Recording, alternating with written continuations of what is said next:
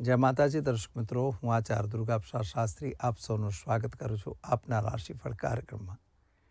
અહીં આપણે વિવિધ રાશિઓની વાત કરીએ છીએ, રાશિફળની ચર્ચા કરીએ છીએ અને વિવિધ કાર્યક્રમની અંદર આપણે તહેવારોની પણ વાત કરીએ છીએ અને કોઈ તમારા ઉપયોગી ટિપ્સ અને માહિતી પણ આપણે આપીએ છીએ.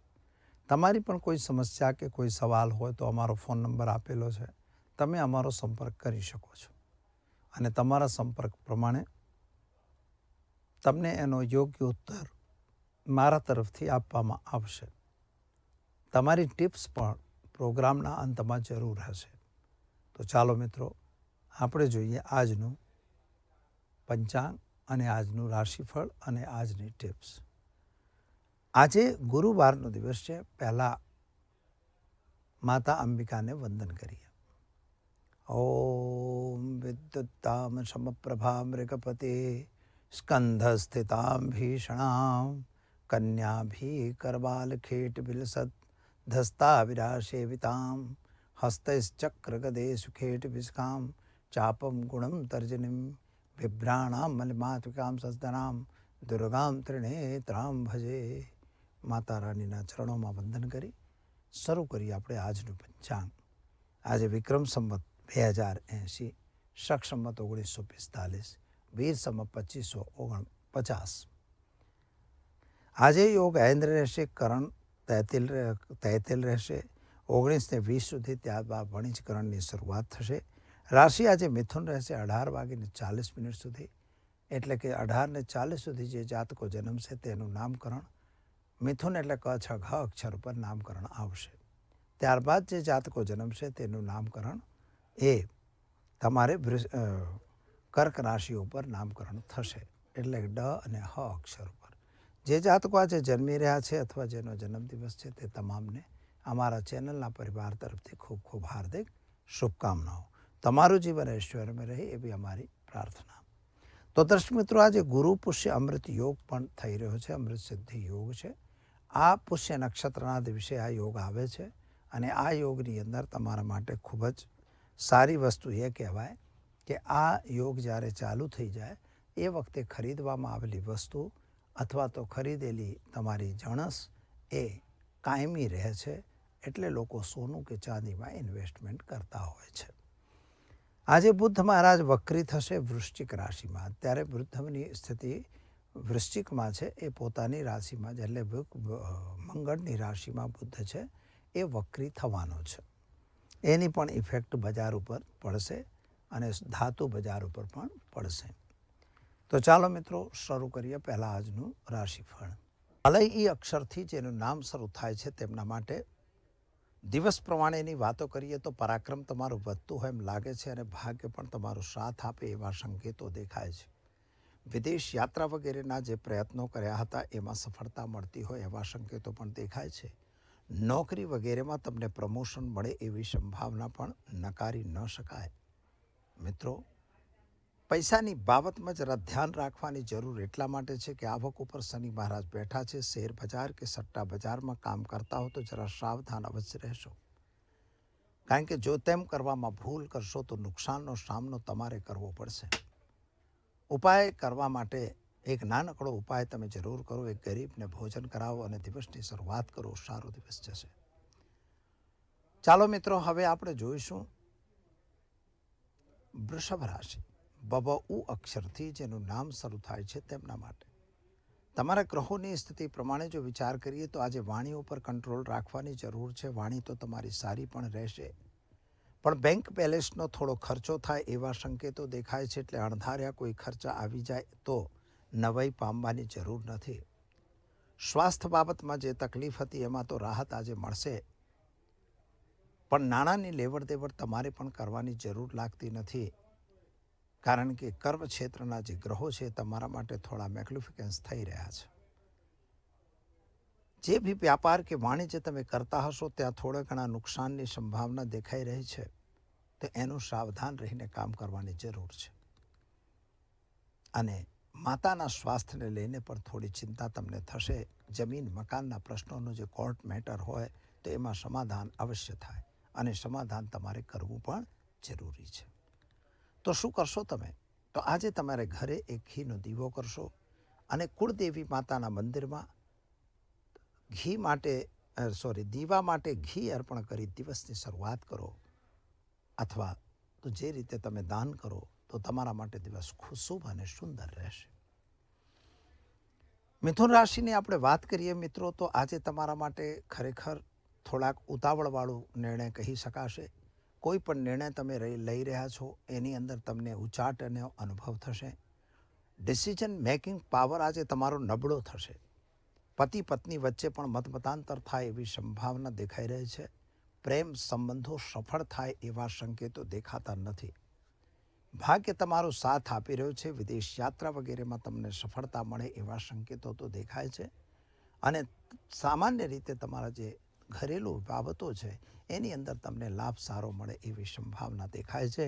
એટલે ઘરનો સાથ સહકાર તમને મળશે. પતિ પત્નીનો પણ સાથ સહકાર મળશે, સંતાનનો પણ સાથ સહકાર અવશ્ય મળશે. શું કરશો તમે? તો આજે તમારે એક ગાયને ઘાસ ખવડાવી દિવસની શરૂઆત કરો. સારો દિવસ તમારો જશે. ચાલો મિત્રો, હવે આપણે જોઈએ કર્ક રાશિ. ડ અક્ષરથી જેનું નામ શરૂ થાય છે તેમના માટે આજે મિત્રો ખર્ચનું પ્રમાણ વધી રહ્યું છે અને શરદી સળેખમથી તમે હેરાન થતા હોય એવું સંભાવના બની રહી છે. કદાચ તમારા ઘરેલું જે વાતાવરણ છે એની અંદર પણ થોડા દિક્કત આવે એવી સંભાવના દેખાય છે. માતા અને પિતાની સાથે જે સંબંધો હતા એ સારા રહેશે.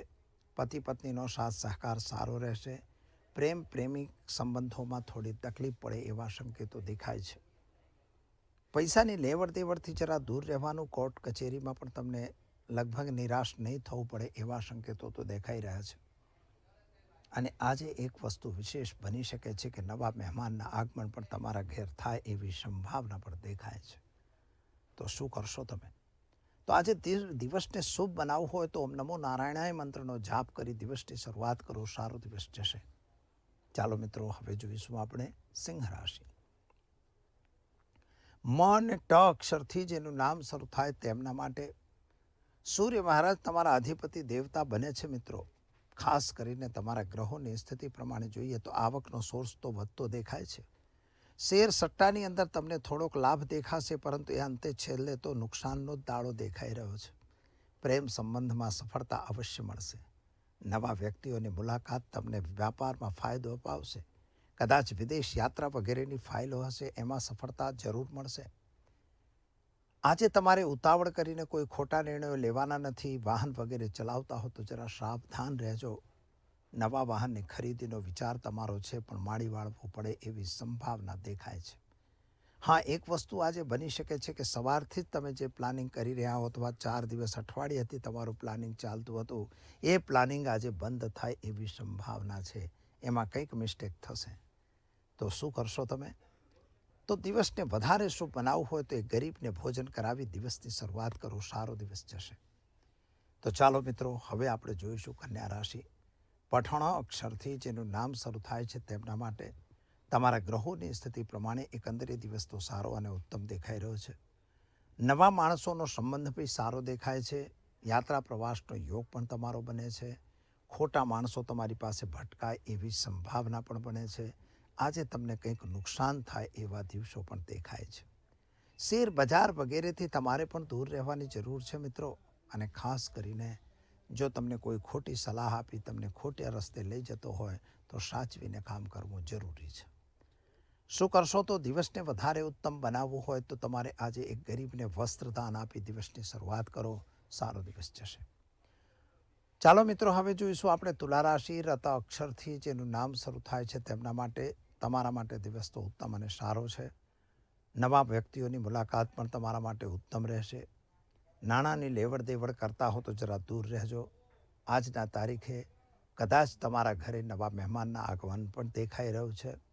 ભાગીદારો સાથે થોડા મતમતાંતરની સંભાવના દેખાય છે. અને કદાચ પ્રમોશન વગેરે પણ નોકરીમાં મળી શકે. અગર નોકરી નથી તો નવી નોકરી મળવાના ચાન્સ દેખાય છે. એટલે થોડું સાવધાન રહીને કામ કરી લેવું. આજે શું કરવું? તો મિત્રો, દેવું કરવાથી દૂર રહેવાની જરૂર છે. અને વ્યસનમાં જો હો તો વ્યસનથી જરૂર દૂર રહેજો, કારણ કે એ તમારા માટે નુકસાનનું કારણ બની શકે છે. આજે ઉપાય તરીકે તમારે ઓમ નમઃ શિવાય મંત્રનો જપ કરો. ભગવાન શિવ પર જળાભિષેક કરી દિવસની શરૂઆત કરો. સારો દિવસ જશે. ચાલો મિત્રો હવે જોઈએ આપણે વૃશ્ચિક રાશિ. ન અને ય અક્ષરથી જેનું નામ શરૂ થાય છે તેમના માટે તમારા માટે મનની ઈચ્છાઓ પૂર્ણ કરવા માટે તમે તલપાપડ થઈ રહ્યા છો, પરંતુ એ કામ પૂરું થતું હોય એવું લાગતું નથી.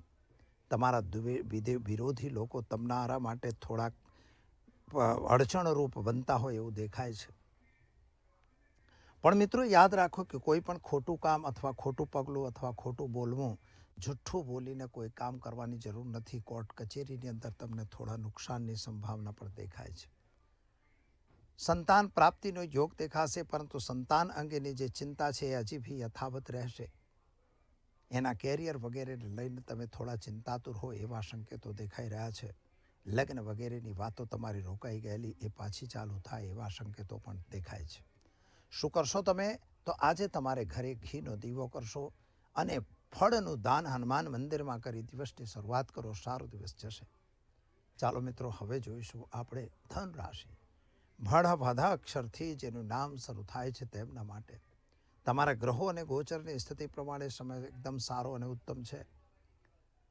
નાણાકીય લેવડ દેવડથી જરા તમારે પણ દૂર રહેવું પડશે. બિઝનેસ વ્યાપારમાં તમને સફળતા મળશે. જમીન મકાનના જે પ્રશ્નો તમારા સોલ્યુશનમાં રોકાયા હતા એનો સોલ્યુશન જરૂર આવશે. આજે કોઈક અણધારી આવક થાય એવા સંકેતો પણ તમને દેખાઈ રહ્યા છે, પરંતુ મિત્રો લાલચમાં આવી જઈ કોઈ ખોટા કામમાં પડવાની જરૂર નથી, કારણ કે કોર્ટ કચેરીની મેટર પણ તમારી સાથે આજે બની શકે એવી સંભાવના દેખાય છે. શું કરશો તમે? તો આજે તમારે નાણાંની લેવડ દેવડ કરવાની નથી. વ્યસનથી દૂર રહેવું, એટલે દારૂ છે, માંસ છે, જુગાર છે, એનાથી તમારે દૂર રહેવાની જરૂર છે. જો તેમ કરવામાં તમે સફળ થઈ જશો તો તમારો દિવસ ઉત્તમ અને સારો જશે. ઉપાય તરીકે આજે તમારે ગાયને ચણાની દાળ, ગોળ, રોટલી ખવડાવી દિવસની શરૂઆત કરો. સારો દિવસ જશે. ચાલો મિત્રો હવે જોઈએ આપણે મકર રાશિ. ખ જ અક્ષરથી જેનું નામ શરૂ થાય છે તેમના માટે તમારામાં મિત્રો દેવા વધવાની સંભાવના દેખાઈ રહી છે. દેવું વધે નહીં એની કાળજી તમારે લેવી પડશે. જો તમે દેવું વધારી રહ્યા છો તો તમારા માટે નુકસાનનું કારણ બની શકે છે. ખાસ કરીને તમારે યાત્રા પ્રવાસનો યોગ તો તમારો પણ બની રહ્યો છે. નાણાકીય વ્યવહારોથી જરા દૂર રહેવાની જરૂર છે. જે લોકોએ પૈસા લીધા છે તમને પાછા આપે એવી કોઈ સંભાવના દેખાતી નથી, માટે તમારે કોઈ ખોટા વાદ વિવાદમાં પડવાની જરૂર લાગતી નથી. આજની તારીખે તમારે ઘરે એક ઘીનો દીવો કરો અને ઓમ નમઃ શિવાય મંત્રનો જાપ કરી ભગવાન શિવના મંદિરમાં ફળનું દાન કરી દિવસની શરૂઆત કરો. સારામાં સારો દિવસ તમારો જશે.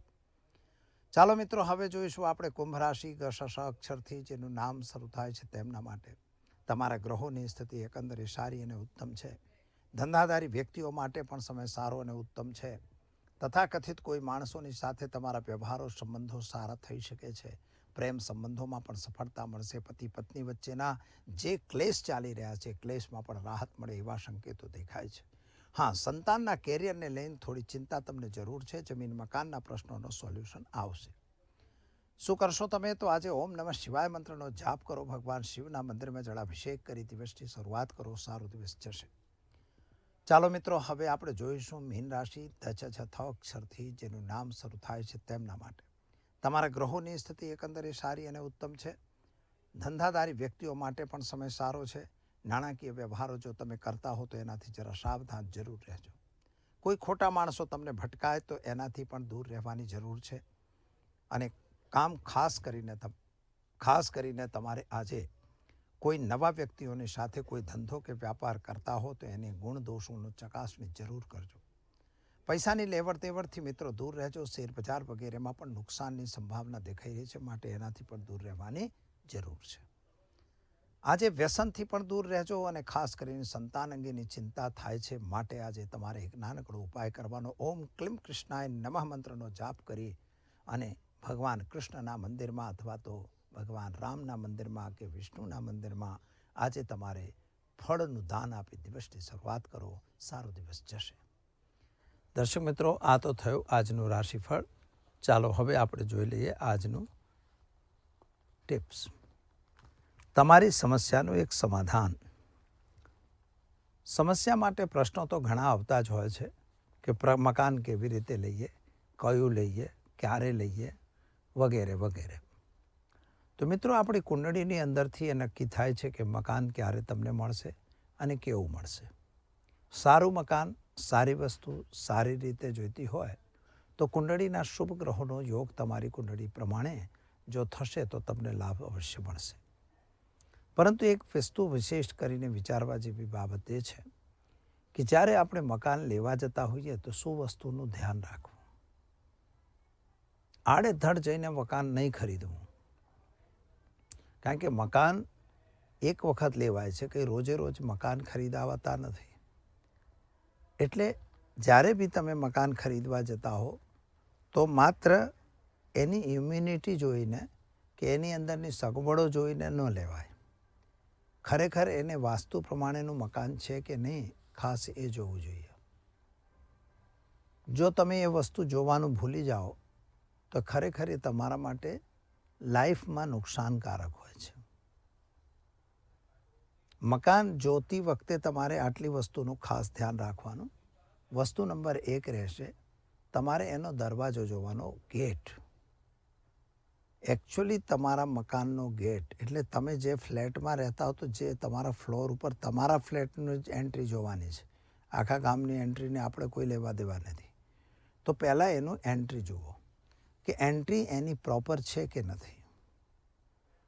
જો તમને એ પ્રોપર એન્ટ્રી ના હોય તો અમે એમાં પડવાની જરૂર નથી. કદાચ એવું છે કે આવું કોઈ મકાન ફરીવાર મળે એવું ન દેખાતું હોય, આપણા બજેટમાં ના આવતું હોય, એવું ઘણી વખત બનતું હોય છે. તો પહેલાં અંદર એ તો તમે જોયા પછી તમે અંદર એન્ટ્રી કરશો.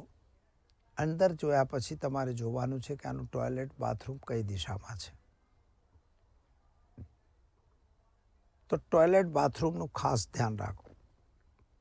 એ કંઈ ઈશાન દિશામાં તો નથી, કે પછી અગ્નિ દિશામાં, આપણા ઈશાન દિશામાં તો નથી.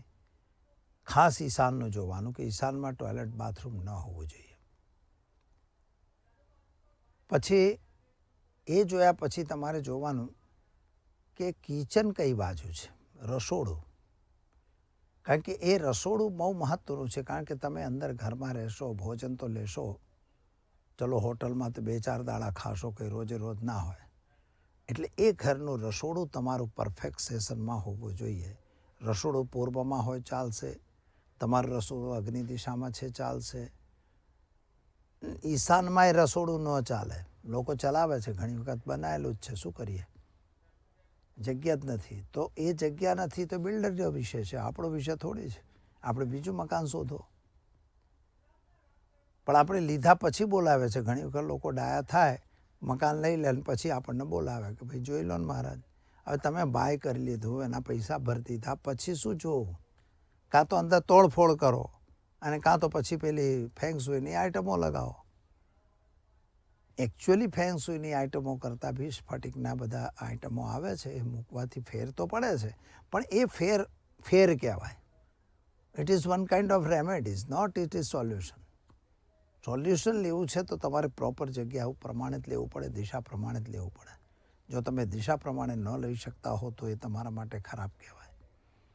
એટલે આ 3 વસ્તુઓ ખાસ જુઓ. બીજું કાંઈ જુઓ કે ન જુઓ, એનું બેડરૂમ ના જુઓ, એનું ટોયલેટ ના, બીજું બધું ના જુઓ. પરંતુ મેઇન વસ્તુ આ તમારે જોવાની હોય છે મિત્રો, કે જ્યારે તમે મકાન લો તો એની એન્ટ્રીમાં શું છે કે માન લો કે વેસ્ટની એન્ટ્રી છે તો ખરાબ નથી, સાઉથની એન્ટ્રી એ ખરાબ નથી મિત્રો, યાદ રાખજો. નોર્થની એન્ટ્રી સારી અને ઈસ્ટની સારી, પણ વેસ્ટની કે સાઉથની ખરાબ છે એવું નહીં. પણ વેસ્ટ અને સાઉથમાં સેન્ટર ઓફ ધ હાઉસ હોવું જોઈએ. જે ઘરની બંને બાજુથી જે સેન્ટર આવે એ પગથિયા તમારે લેવાના છે. જે 81 પદનું વાસ્તુ આવે છે, 81 પદનું, એ વાસ્તુની અંદર આ વસ્તુ આવે છે કે વચ્ચેના પદ જે છે, 2 પદ સારા હોય છે, પશ્ચિમમાં અને દક્ષિણમાં. હવે આપણે દક્ષિણની નૈઋત્ય બાજુ લઈ લઈએ તો એ આપણને નુકસાન એટલે આર્થિક નુકસાન કરશે, અને દક્ષિણથી જો અગ્નિ બાજુ લઈશું તો આપણને શારીરિક નુકસાન કરશે. બસ આ જોવાનું. પશ્ચિમથી નૈઋત્ય બાજુ આર્થિક અને પશ્ચિમથી વાયવ્ય બાજુ આપણા સંબંધો બગાડશે.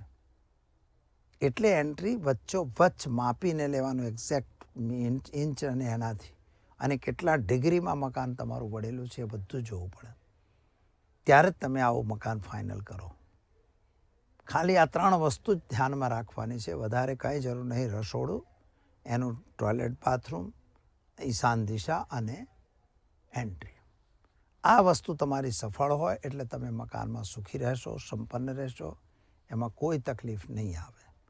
પછી આપણે વાસ્તુ નિવારણ યંત્ર મૂકી દઈએ છીએ, પછી ત્યાં આપણે નાભી ઉર્જા યંત્ર આવે મૂકીએ છીએ, પિરામિડ્સ મૂકીએ છીએ, પારાના પિરામિડ મૂકીએ, પારાનું શ્રીયંત્ર મૂકીએ. આ બધી એની રેમેડીઝ છે. એ તમારે મૂકવાથી એનું ફેર પડે છે, નો ડાઉટ.